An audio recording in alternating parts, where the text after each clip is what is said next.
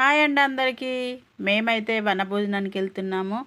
అందరూ పద్ధతి ప్రకారం అయితే గంప పట్టుకొని వెళ్తారు. నా దగ్గర గంప లేదని డబ్బాకైతే చూడండి పసుపు రాసి 5 దిక్కుల 5 బొట్లు పెడుతున్నాను. ఇలా గంపనైనా డబ్బానైనా అలంకరించుకొని వెళ్తారు. నేను డబ్బా అలంకరించి వంటలు కూడా ఇంట్లోనే చేశామండి.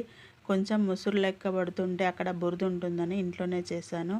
దాంట్లో చూడండి ఫస్ట్ కొబ్బరికాయ, అన్నము, వండిన వంటలన్నీ, చారు అవన్నీ ఆ డబ్బాలో చదిరాము.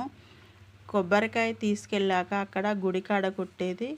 గుడికాడ కొబ్బరికాయ కొట్టుకొచ్చుకున్నాక ఇక మేము వండిన వంటలు తినడమే. ఎప్పుడైతే ఆ కట్టెలు అన్ని సామాన్లు తీసుకొని అక్కడే వండుకొని తినేది. ఈసారి అయితే కుదరలేదు. అన్నీ ఇంటి దగ్గరే చేసుకొని వెళ్ళాము.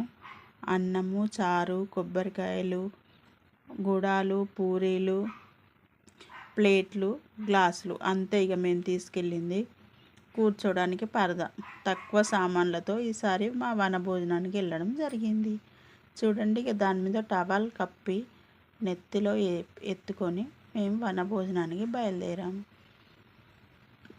గుడికాడ కొబ్బరికాయ కొట్టుకొని వచ్చి భోజనాలు చేయడంతో మా వనభోజనం ముగిసింది.